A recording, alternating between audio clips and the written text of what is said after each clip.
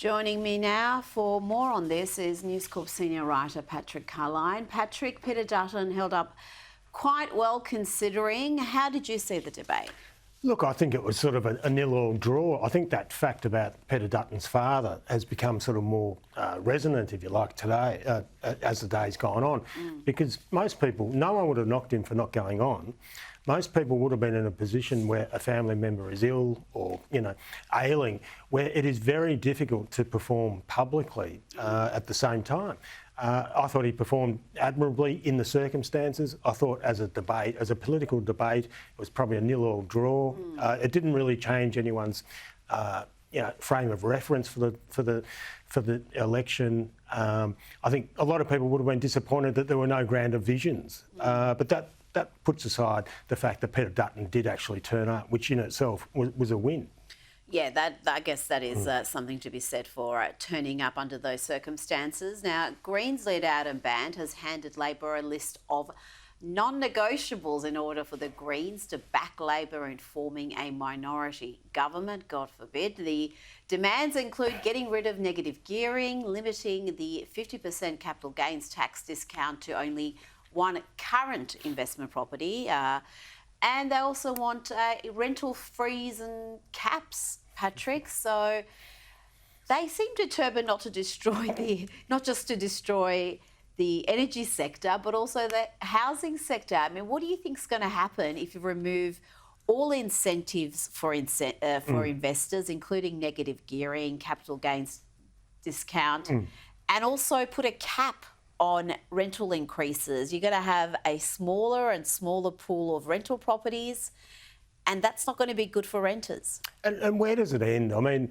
they want 50-cent public transport fares. They want free teeth for everyone. They want no coal or gas. I'm not sure how you turn on the light at that point. There is just this wish list that has no relationship with reality in so many of these cases.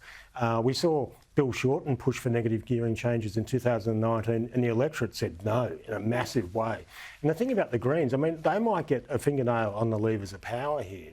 They represent, probably 10 to 15% of the electorate, and they've got these crazy ideas. It is terrifying to think that they're going to be close to, the wheels of power. Well, they've already succeeded in pulling Labor significantly left because Labor do fear the Greens in certain seats, and their influence even across the Liberal side is worrying. Now, a lot of Conservatives have been wondering where Senator Jacinta Nampijinpa-Price has been. She's been largely absent from the Coalition's campaign so far. She was instrumental in prosecuting the case for the Voice referendum, the Coalition's case against the Voice. And Patrick, she's undoubtedly one of the most effective, one of the most popular politicians in the country. We will see more of her this week, but listen to the security requirements. A large team comprised of Australian Federal Police, State Police and private security specialists will be protecting Senator Price during her visit to the West Australian city of Bunbury on Friday. This is after threats of protest and follows Price being the target of aggressive and abusive behaviour when visiting a number of Indigenous communities. I really do hope that is not the reason behind her absence from the campaign. I just think it's a strategic mistake from the Coalition not to be capitalising on such an effective politician.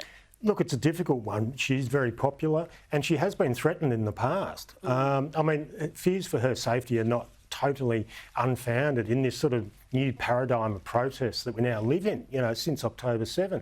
It's okay to actually be aggressive, to threaten to be violent, to menace people, and that's happened to her. And I mean, these measures that need to be put in place or are being put in place for a political engagement off the charts. I mean, it really does show how far Australia has shifted in the last 18 months, and it's really not good.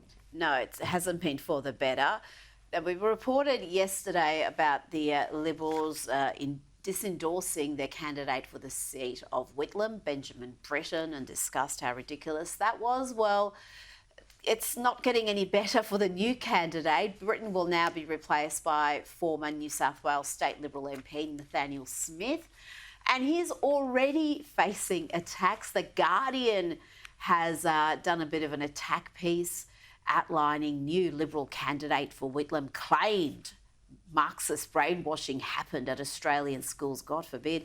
Apparently that is a highly controversial point of view in the eyes of The Guardian, who went on to report Smith's maiden speech to the New South Wales Parliament back in 2019. This is what he had to say. He said, "Political correctness in this country has gone too far. I believe childhood is a period of innocence. I want to see schools teach core skills, not agendas.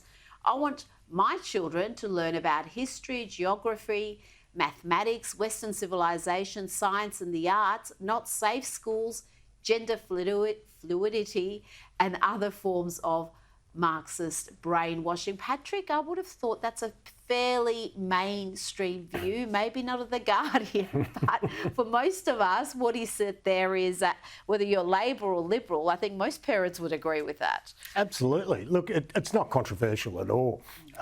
He said political correctness has gone too far. Well, I think most Australians, really, let's be honest, a majority of Australians thought we reached the limit of that a long time ago, well before now. And to suggest that this is somehow dangerous or controversial, it's ridiculous. It's hitting right into the strike zone for the coalition vote. That's the sort of people, they want to tap those sorts of feelings. And those feelings are very tangible and very strong. Absolutely. Now, Teal MP Monique Ryan's campaign has set up its own youth branch, Youth for Mon, they call themselves, and they've posted this ad to their Instagram page. Well, what we really need is a feminine. What? A feminine. Hit it like rum pom pom. Get it hot like Papa John. Authorised by A. Mishra Mulvin. A phenomenon. I think I've heard that before. Well, what we really need is a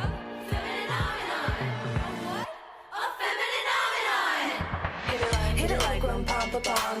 Get it hot like Papa John. Yes, let's borrow from that brilliant campaign. Now let's have a look at what's going on over at the Greens headquarters.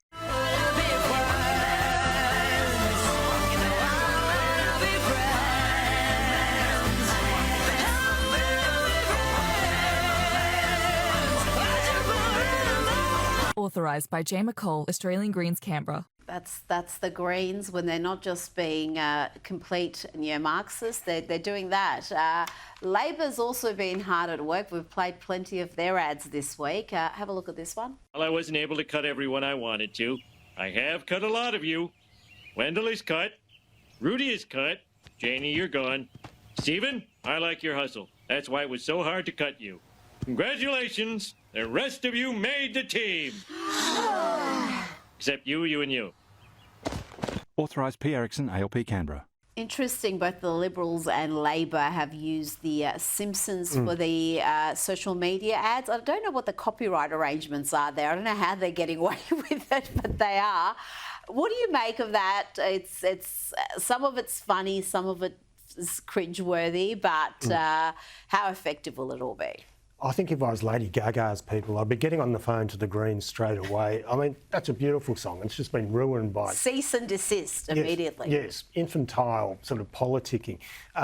Look, social media's got a place in this campaign that it hasn't had before. The big worry with it is that the fake news thing, where you can put a premise and it's not challenged, it actually stands alone in isolation. Look, some of those ads can be funny. I think those Simpsons ads are good. Like, there's some creativity there. You can actually watch it and smile. Yeah. But when you're sort of looking at very basic, very juvenile type sort of, we don't like Peter Dutton. He's Voldemort in effect. It really does bring down the whole tone of something that sort of starts at a low base anyway at the best of times. There's just so much more you could do. And yeah, that's the best the Greens could manage. Now, before you go, Patrick, the Herald Sun is reporting that an Indigenous leader who declared that non-Aboriginal Australians should go back to where they came from or face extermination has been appointed to help lead Victoria's reconciliation efforts. Glenn Lowry, the newly appointed Aboriginal co-chair for the taxpayer-funded Reconciliation Victoria, said that, because we don't want to misquote him, so let's read directly from what he wrote. "We, the first peoples of this land, who have given this country every opportunity to do the right thing, now declare that those who are not first people are unworthy of welcome and residence, and demand that you go back where you came from so we can heal country and ourselves."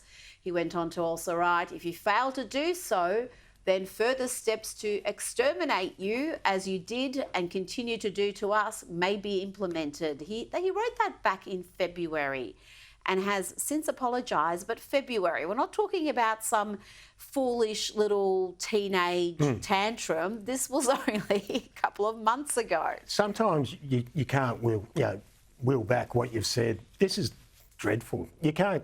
Where am I supposed to go back to? The eastern suburbs of Melbourne, or what? Well, no. I don't know. You would probably have to go back to England. I don't know, do some sort of genealogy test. Yes, 4 or 5 generations. I'll go back to England. Yes.